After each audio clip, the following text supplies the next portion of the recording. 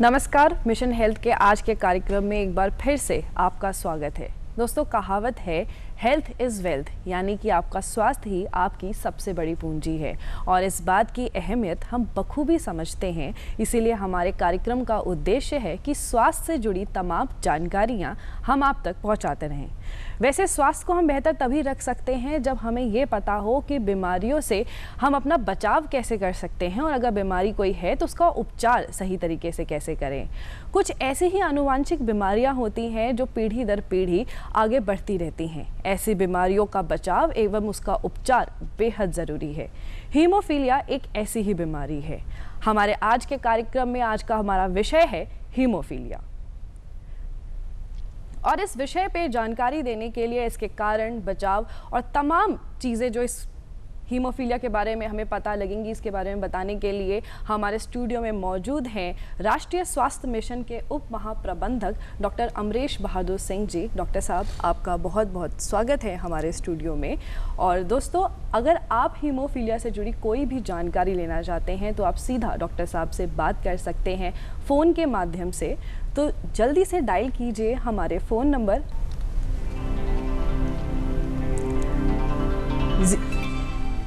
0522-220-5756, 0522-88-698, 0522-4015-988। और आपसे निवेदन है कि प्रश्न पूछने से पहले अपने टीवी सेट का वॉल्यूम थोड़ा सा कम कर दें ताकि आपका प्रश्न हम तक स्पष्ट रूप से पहुंच जाए। डॉक्टर साहब, हालांकि हमारा ये सजीव प्रोग्राम है और कॉलर्स के कॉल आएंगे, तब तक मैं आपसे जानना चाहती हूँ कि हीमोफीलिया आखिर है क्या? देखिए, हीमोफीलिया एक आनुवांशिक रोग है जिसमें कि शरीर में जो कहीं भी रक्तस्राव हो तो नॉर्मल आदमी को रक्त के थक्के बनते हैं, लेकिन जो हीमोफीलिया से ग्रसित है उनमें जो है रक्त के थक्के नहीं बनने से उनका रक्तस्राव बंद नहीं होता है। उस कंडीशन को हम हीमोफीलिया कहते हैं। इसके कारण क्या है, क्यों ये हीमोफीलिया होता है और हम इसे आनुवांशिक बीमारी क्यों कहते हैं? देखिए, हीमोफीलिया आनुवांशिक बीमारी हम इसलिए कहते हैं क्योंकि ये पीढ़ी दर पीढ़ी आता है। अगर कोई हीमोफीलिया से ग्रसित है तो उसके और भी आगे जाके पीढ़ी में हीमोफीलिया होने के चांसेज रहते हैं, इसीलिए इसको हम आनुवांशिक कहते हैं। क्या कारण है और क्या लक्षण है कि ये हीमोफीलिया होता है? अगर हमें आइडेंटिफाई करना पड़े कि हीमोफीलिया हमें है कि नहीं है तो हम किस तरीके से चेक कर सकते हैं? देखिए, हीमोफीलिया का जो कारण ये है कि हमारे जो शरीर में नॉर्मल व्यक्ति के जब रक्तस्राव होता है तो रक्त के थक्के बनाने के लिए उसके शरीर में फैक्टर्स होते हैं, जिसमें मेनली फैक्टर 8 है और फैक्टर 9 है, जिससे कि रक्तस्राव होने के बाद रक्त के थप्पे भरने से वो रक्तस्राव बंद हो जाता है। लेकिन इनमें वो फैक्टर्स नहीं होते हैं, इसलिए इनको ये रक्तस्राव नहीं होता है। जी डॉक्टर साहब, हमारे साथ एक कॉलर जुड़े हैं, हम उनका प्रश्न लेंगे। हेलो हेलो हेलो जी, नमस्कार। आप अपना नाम बताएं और अपना प्रश्न पूछ सकते हैं। नमस्ते मैडम। नमस्कार डॉक्टर, मैं नंद स्वरूप मिश्रा हूँ, बाराबंकी गांव बसौली पड़ता। मैं जानना ये चाहता हूँ जो हीमोफीलिया बीमारी होती है इसको हम कौन सी सावधानी बरतें जिससे ये होने ही ना पाए? देखिए, जैसा अभी बताया गया कि हीमोफीलिया एक आनुवांशिक बीमारी है, तो इसमें सावधानी तो ऐसा कोई बरतने का है नहीं जिससे कि आप पता कर पाएँ। लेकिन इसमें ये है कि अगर कभी किसी को ऐसी समस्या है कि अगर खून जल्दी ना बंद हो रहा हो या जोड़ों में सूजन वगैरह हो रही हो तो तत्काल जाके अपना इसकी जांच करा सकते हैं और उसका फिर प्रॉपर बाद में इसका उपचार लेते रहें ताकि उनको इसके आगे चल के कॉम्प्लिकेशंस ना हो। डॉक्टर साहब, जिस प्रकार आपने बताया कि कुछ लक्षण हैं जो हमें पता है, अगर हमारे दर्शक ये प्रोग्राम देख रहे हैं उनको समझ में आ रहा है कि ऐसा कुछ है जो उनको सफ़र हो रहा है, तो वो कहीं जाएंगे तो किस प्रकार का टेस्ट का कोई स्पेसिफिक चीज़ है जो हमें ध्यान में रखनी चाहिए? किस प्रकार का टेस्ट, क्या बोलना है, कैसे करना है, एनीथिंग? देखिए, आप अगर किसी को ये प्रॉब्लम हो रही है कि अगर उसको कहीं चोट लग गई और उसका रक्त बहना बंद नहीं हो रहा है तो उसके बाद वो अपना जाएगा वहाँ पर, तो वहाँ अगर बताएगा अपनी समस्या ये, तो वहाँ पर उसी हिसाब से उसका टेस्ट होगा। इसमें टेस्ट हमारे होते हैं जिससे पता चलता है कि आपकी बॉडी में रक्तस्राव क्यों बंद नहीं हो रहा है। वो टेस्ट उपलब्ध हैं, उससे पता चल जाता है। जी, अगर माता पिता में ये बीमारी है तो बच्चे में ये बीमारी कितने प्रतिशत तक पहुंचे? क्या पॉसिबिलिटी है कि किस हद तक बच्चे में भी बीमारी हो सकती है? क्या चांसेस हैं इसके? देखिए, माता और पिता में मैं आपको बताना चाहूँगा कि माता में ये बीमारी नहीं होती है। फीमेल्स में हीमोफीलिया की बीमारी नहीं होती है मेनली क्योंकि फीमेल जो है वो सिर्फ कैरियर होती हैं। ये बीमारी मुख्यतः पाई जाती है पुरुषों में ही। इसकी वजह ये है कि जो पुरुष हैं उनमें 2 एक्स क्रोमोसोम होते हैं जी, महिलाओं में एक एक्स क्रोमोसोम होता है, एक वाई क्रोमोसोम होता है जी, और जो ये हीमोफीलिया है, इसके जो फैक्टर डेफिशिएंसी होती है, ये आपके एक्स फैक्टर एक्स जीन को ही केवल इफेक्ट करते हैं। तो क्योंकि महिला में एक वाई है तो उसका वाई जीन बच जाता है, इसलिए उसमें वो सिर्फ कैरियर होती है, वो सफरर नहीं होती है। सफरर मेनली इसमें केवल पुरुष ही होते हैं। महिलाओं में बहुत रेयर केसेस में पाया गया है कोई महिला जो हीमोफीलिया से ग्रसित हो। जी। हमारे साथ एक कॉलर जुड़े हैं जिनका हम प्रश्न लेंगे। हेलो हेलो हेलो जी, नमस्कार। नमस्कार, आप अपना प्रश्न पूछ सकते हैं, पहले अपना नाम बता दें। जी मैडम, बहुत बहुत नमस्कार। जी, श्याम सुंदर शर्मा, 12 जिला राजस्थान से निकल है। कार्यक्रम मेरे वो हमेशा देखता हूँ, नियमित देखता हूँ, रोजाना देखता हूँ। अरे वाह। और डॉक्टर साहब को भी, अमरिंदर सिंह जी को मेरा बहुत बहुत प्रणाम, नमस्कार। जी, आपका प्रश्न क्या है? जी, होम्योफीलिया क्या होता है और इसके प्रमुख लक्षण, बचाव क्या है? और एक सवाल है मेरा, मेरे नींद की समस्या है, तो नींद नहीं आ रही है जी, जो नींद पर एक दिमाग काम नहीं करता है, कार्य नहीं करता है, मतलब मेरा दिमाग संपूर्ण सफलतापूर्वक, ये जानकारी देना चाह रहा हूँ।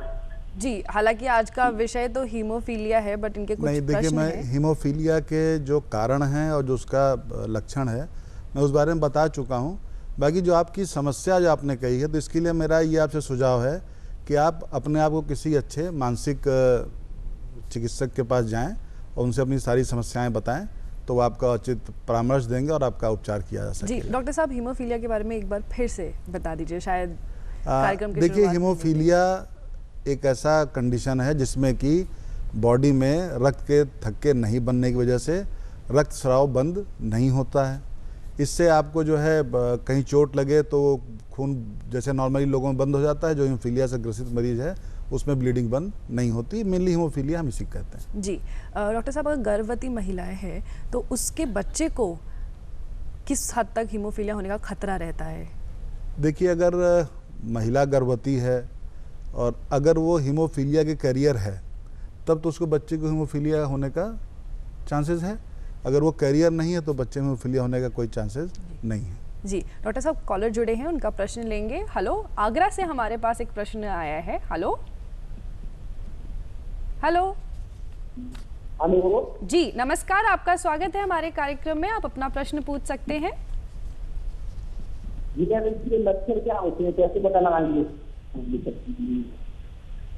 जी, हीमोफीलिया के हेलो? लक्षण जानना चाहते हैं। जी जी।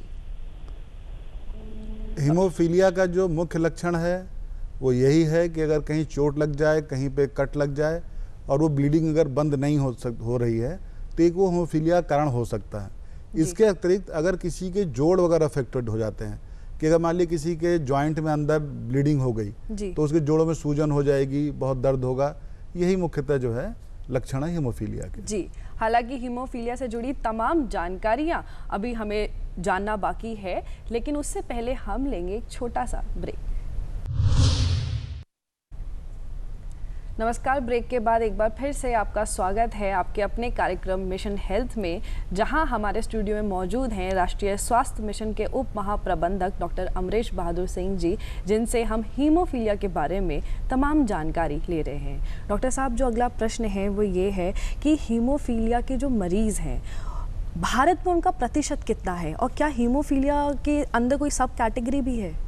देखिए, हीमोफीलिया में 2 तरह के मुख्यतः मरीज हैं, जिनमें किसी में फैक्टर 8 की कमी है, किसी में फैक्टर 9 की कमी है। तो अगर हम देखें जो हमारे टोटल हीमोफीलिया के मरीज हैं पूरे, उसमें तो लगभग 80% मरीज हमारे जो होते हैं वो फैक्टर 8 डिफिशिएंसी वाले होते हैं, 20% हमारे फैक्टर 9 के होते हैं। जी। अमूमन एक ये बात है कि 20,000 में एक व्यक्ति जो है वो हीमोफीलिया से ग्रसित हो सकता है। आपने 2 शब्दों का इस्तेमाल किया, फैक्टर 8 एंड फैक्टर 9। क्या अर्थ है फैक्टर 8 और फैक्टर 9, अगर आम इंसान को इसके बारे में समझना हो? आम इंसान के लिए बड़ी सीधी सी बात है। ये 2 फैक्टर्स हैं जो कि हमारे शरीर में रक्त का थक्का बनाने के लिए जिम्मेदार होते हैं। जी। जब ये नहीं होते हैं तो रक्त का थक्का न बनने से रक्तस्राव नहीं रुकता। और जनरली फैक्टर 8 वाला सिचुएशन ज़्यादा आता है। फैक्टर 8 की प्रेवलेंस ज़्यादा है डिफिशिएंसी की, फैक्टर 9 की तुलना में। जी। और अगला प्रश्न इस प्रकार रहेगा कि अगर हमें पता है कि हीमोफीलिया में हो गया है तो शुरुआत में हमें किस प्रकार का इलाज कराना है और किस तरीके के परहेज़ रखने की आवश्यकता है? देखिए, अगर किसी को डायग्नोज हो गया है कि उसको हीमोफीलिया है तो उसको कुछ चीज़ों का विशेष तरीके से ध्यान रखना है। एक तो अगर उसके जोड़ वगैरह अफेक्टेड हैं तो उसको लगातार किसी भी फिजियोथेरेपिस्ट या उसकी देखरेख में या उनकी सलाह लेके अपने उन जोड़ों का एक्सरसाइज करते रहना ताकि वो जोड़ उसके खराब ना हो। जी। दूसरा, उसको समय समय पर चिकित्सीय सलाह लेके आवश्यकता पड़ने पर, क्योंकि ये शरीर में फैक्टर तो बन नहीं रहे जी। तो उसको अपने फैक्टर्स को बाहर से लेना पड़ेगा उसकी बॉडी में अपना क्लॉटिंग सिस्टम को ठीक रखने के लिए, और उसको टाइम टू टाइम उसकी कंसिस्टेंसी मेंटेन रखनी है। टाइम टू टाइम आवश्यकता पड़ने के ऊपर वो डिपेंड करता है मरीज टू मरीज। किसी जी। में ब्लीडिंग एपिसोड ज़्यादा होते हैं, किसी में कम होते हैं, तो वो मरीज से मरीज पे डिफर करता है। इसमें आपको एक फिक्स वो नहीं बता सकते हैं। जी, हमारे साथ एक कॉलर जुड़े हैं, हम पहले उनका प्रश्न लेंगे। जी। प्रियंका जी हेलो। हमारे साथ। जी प्रियंका जी नमस्कार, आपका स्वागत है हमारे कार्यक्रम में, आप अपना प्रश्न पूछ सकती हैं। जी मैम, मेरा डॉक्टर साहब से ये प्रश्न है कि अगर हीमोफीलिया माता या पिता में है तो तो ये उनके बच्चों में होने के कितने प्रतिशत चांसेस हैं? हालांकि ये प्रश्न का जवाब आप दे चुके हैं डॉक्टर साहब। देखिए, अनुवांशिक बीमारी है, अगर फैमिली हिस्ट्री है, पिताजी अगर हेमोफिलिक हैं तो उस बच्चे में हीमोफीलिया होने के, और माता कैरियर हैं तो बच्चे में हीमोफीलिया होने के चांसेस काफ़ी ज़्यादा होते हैं। जी डॉक्टर साहब, आपने घुटनों का ख्याल रखने की बात बार बार कही है, कोई खास कारण है कि हीमोफीलिया में जनरली ज़्यादा प्रॉब्लम घुटनों में ही होती है? देखिए, हीमोफीलिया में जोड़ों में प्रॉब्लम ज़्यादा होती है जी। और ख़ास करके घुटने की बात इसलिए करते हैं कि घुटना हमारा एक ऐसा जोड़ है जिसपे कि पूरे शरीर का वेट रहता है, घुटने को काफ़ी काम करना पड़ता है जी। इसलिए हीमोफीलिया के मरीजों में घुटने की समस्या ज़्यादा होती है, ब्लीडिंग की और स्वेलिंग वगैरह की। बाकी अफेक्ट तो आपके सारे जॉइंट होते हैं मरीजों में। अगर कोई व्यक्ति हीमोफीलिया से ग्रसित है, उसे पता है कि उसके शरीर में जो ब्लड क्लॉटिंग है प्रॉपर्ली नहीं हो रही है, तो ऐसे में पहला एक्शन ये होता है कि वो अपनी मूवमेंट और एक्टिविटी कम कर देता है। स्पोर्ट्स, एक्सरसाइज, इन सब में मेंटली जो है एक्शंस कम हो जाते हैं, तो क्या ऐसा करना सही है? देखिए, इसमें ऐसा है कि जो भी अगर हेमोफिलिक है तो उसको थोड़ा ये ध्यान तो रखना ही है कि उसको चोट की संभावना कम हो। चोट लगेगी तो उसको रक्तस्राव होगा, फिर उसको और भी फैक्टर्स की आवश्यकता पड़ेगी। चोट ना लगने पाए इसका ध्यान रखना बहुत ज़रूरी है इसके अंदर। लेकिन बाकी फिजिकल एक्टिविटी को बंद करने की ज़रूरत नहीं है, फिजिकल एक्टिविटी करें। ऐसे बहुत सारे हीमोफीलिया के पेशेंट्स हैं जो कि हीमोफीलिया है उनको, लेकिन अपना रेगुलर जीवन व्यतीत कर रहे हैं और खेल कूद रहे हैं, साइकिल चला रहे हैं, सब कुछ कर रहे हैं, लेकिन ध्यान थोड़ा ये जरूर रखना है कि उनको चोट से बचें वो। जी डॉक्टर साहब, राजस्थान से हमारे पास एक और कॉलर जुड़े हैं। हेलो जी नमस्कार, आपका स्वागत है हमारे कार्यक्रम में, आप अपना नाम बता दें और फिर अपना प्रश्न पूछ सकते हैं। जी नमस्कार मैडम। जी जी सर नमस्कार। नमस्कार जी, मैं योगेंद्र शर्मा कोटा राजस्थान से बात कर रहा हूँ, मिशन हेल्थ कार्यक्रम देख रहा हूँ। जी मेरा सवाल है, किस बच्चे को जैसे कि होमोफीलिया होने का ज्यादा खतरा रहता है? जी मेरा सवाल है महत्वपूर्ण आपसे। जी एक बार फिर से अपना प्रश्न दोहरा देंगे? जैसे कि मैडम मेरा सवाल हुआ है, मिशन हेल्थ कार्यक्रम जो DB उत्तर प्रदेश का, जैसे कि किस बच्चे को होमोफीलिया होने का ज्यादा खतरा रहता है, संपूर्ण सवाल है मेरा। अच्छा, क्या बच्चे को हीमोफीलिया होने का ज्यादा खतरा रहता है? हालांकि हमने तो पहले ही डिवाइड, हीमोफीलिया अनुवांशिक बीमारी है जी, तो अगर वो होगी तो उसको जब बच्चा होगा तभी से उसको बीमारी होगी है, ऐसा नहीं है कि उसको बाद में हो। बहुत रेयर केसेस में ऐसा होता है कि बहुत आगे चल के कोई जेनेटिक म्यूटेशन होने से आपका हो जाए, लेकिन ज़्यादातर अनुवांशिक है तो बचपने से ही होती है बीमारी। जी, क्योंकि अनुवांशिक है तो इसका उम्र से कोई लेना देना नहीं है, और इस बात पे गौर करना और इस बात को गहराई से समझना बहुत अनिवार्य है। और इसी के साथ एक अगला प्रश्न उठता है, और अगला प्रश्न ये है कि इसका, क्योंकि आपने जिस प्रकार से बोला कि टाइम टू टाइम हमें एक्सटर्नल फैक्टर अपनी बॉडी में डालने चाहिए ताकि हम उस ब्लड की कंसिस्टेंसी को मेंटेन रखें, इसका इलाज कितना महंगा है? क्या आम इंसान इसको अफोर्ड कर सकता है? देखिए, हीमोफीलिया का जो इलाज है, जो फैक्टर्स हैं, ये काफ़ी महंगे हैं जी, लेकिन मुझको बताते हुए काफ़ी हर्ष हो रहा है कि राष्ट्रीय स्वास्थ्य मिशन ने उत्तर प्रदेश में ये सारे फैक्टर्स निःशुल्क कर दिए हैं। तो हमारे यहाँ करीब 27 हीमोफीलिया ट्रीटमेंट सेंटर्स बने हुए हैं पूरे प्रदेश में, जिसमें कि हमारे मेडिकल कॉलेजेस और कुछ हमारे जिला अस्पताल मंडलीय स्तर के उन पे ये फैक्टर्स उपलब्ध हैं और वहाँ पर ये फैक्टर्स मरीजों को निःशुल्क उपलब्ध हैं। अरे वाह। जबकि ये सत्य है कि ये इसका इलाज काफ़ी महंगा है, इसीलिए सरकार ने इसको निःशुल्क कर दिया है। महंगा इलाज होने के पश्चात भी मरीजों को ये निःशुल्क उपलब्ध है, उनको एक भी पैसे का खर्चा इसके ऊपर नहीं करना है।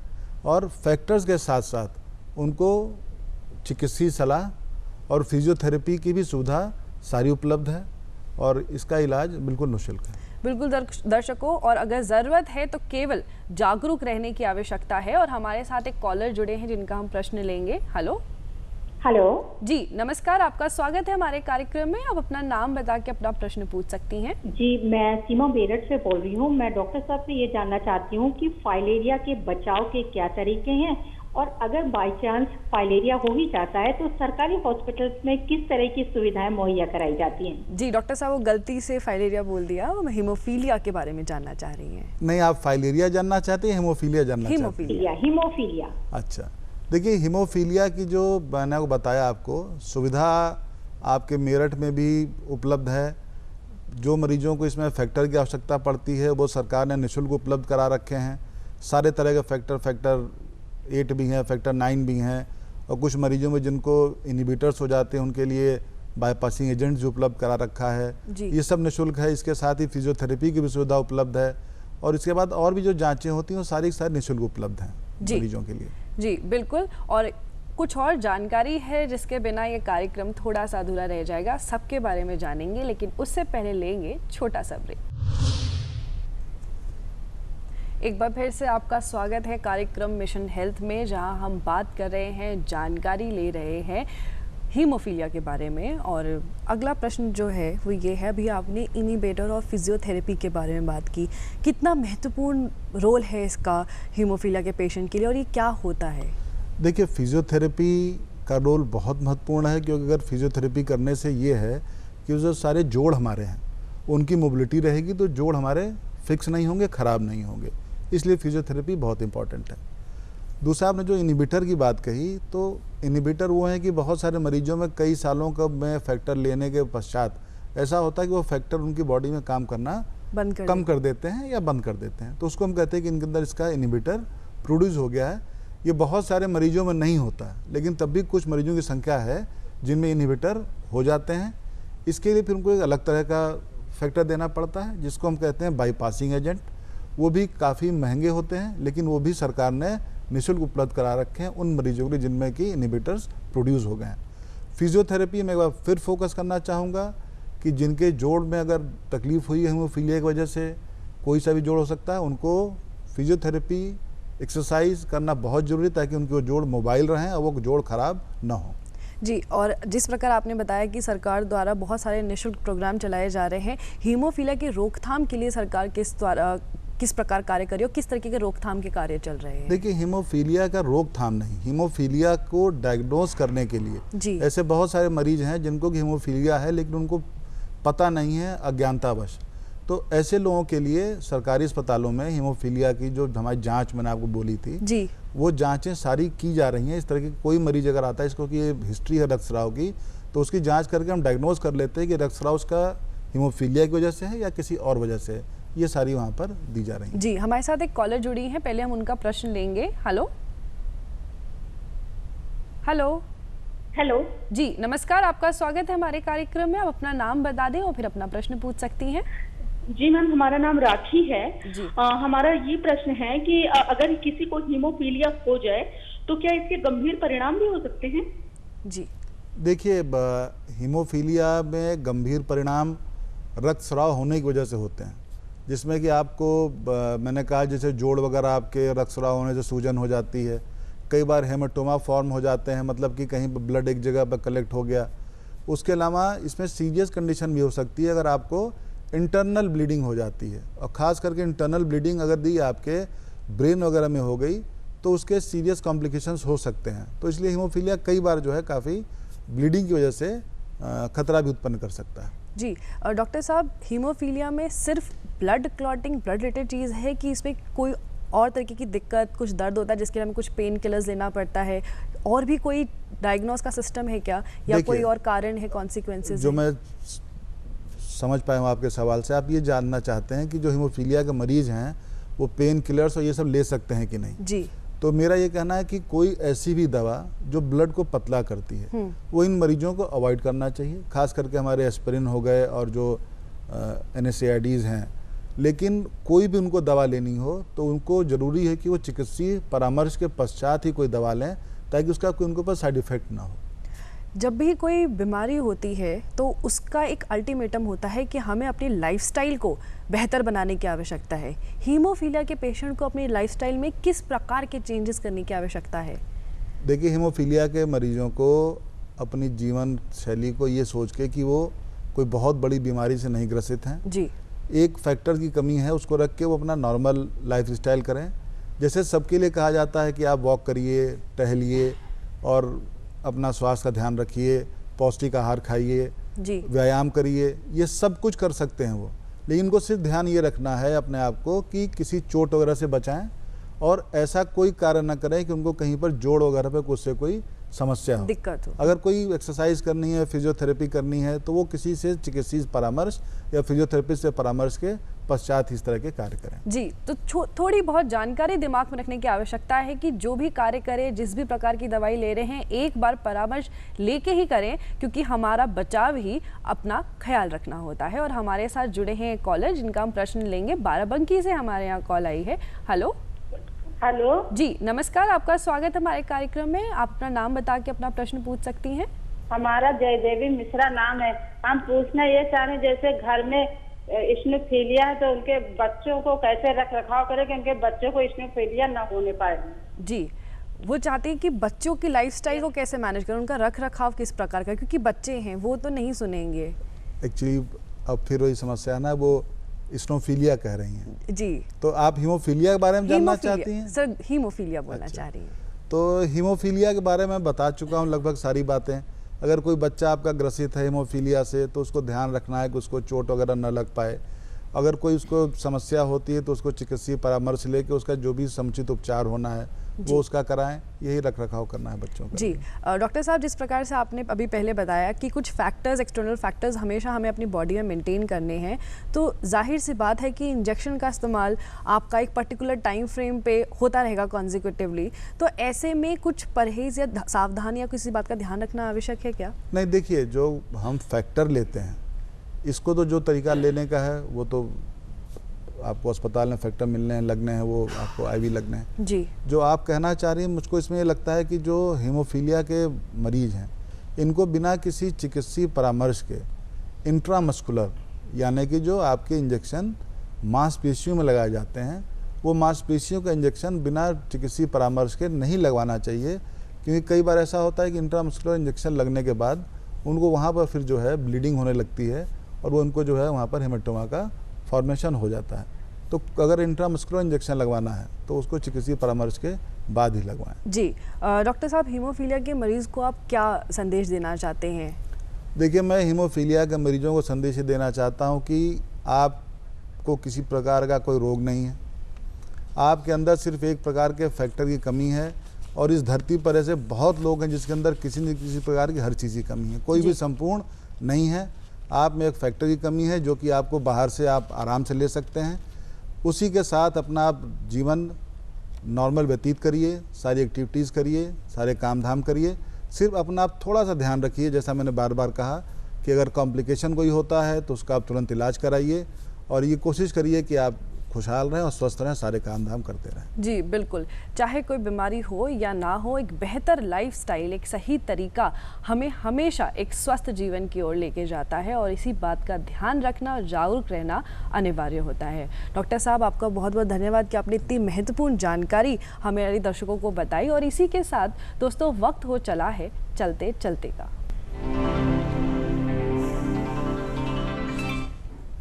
दर्शकों, जैसा कि आप जानते हैं कि हम चलते चलते में आपसे एक प्रश्न पूछते हैं और दर्शकों द्वारा दिए गए जवाब में लकी ड्रॉ के माध्यम से हम विजेता को चुनते हैं, जिसको मौका मिलता है हमारे कार्यक्रम में आने का। तो गौर से, ध्यान से इस प्रश्न को नोट कीजिएगा। हमारा आज का प्रश्न है कि हीमोफीलिया के लक्षण के बारे में बताइए। और अगर आपने ध्यान से आज का कार्यक्रम देखा है तो आपको इसका उत्तर ज़रूर पता है, तो अपना उत्तर बताने के लिए, हमारे तक भेजने के लिए नोट करें हमारा पता और हमारी मेल आईडी। हमारा पता है प्रस्तुतकर्ता मिशन हेल्थ, कमरा नंबर 205, दूरदर्शन केंद्र 24, अशोक मार्ग, लखनऊ। पिन कोड है 226001 और साथ ही में हमारी मेल आईडी नोट कीजिए। हमारी मेल आईडी है missionhealth.ddupLko@gmail.com। डॉक्टर साहब, आपका बहुत बहुत धन्यवाद। इतनी महत्वपूर्ण और इतनी खास जानकारी आपने हमारे दर्शकों तक पहुंचाई। और हालांकि दर्शकों को सिर्फ जानकारी महत्वपूर्ण नहीं होती, उस जानकारी पे अमल करना और वो जागरूकता अपने आसपास फैलाते रहना बहुत महत्वपूर्ण होता है। और हमें हमेशा कोशिश करनी चाहिए कि हम इसी प्रकार इस चीज़ को समझें और आगे लेके जाएं एक बेहतर जीवन के लिए। और इसी के साथ वक्त हो चला है आज के कार्यक्रम को समाप्त करने का, ताकि एक बार फिर से हम आपको मिलें कुछ नई जानकारी और कुछ नए विषय के साथ। तब तक के लिए अपना ध्यान रखिए। नमस्कार।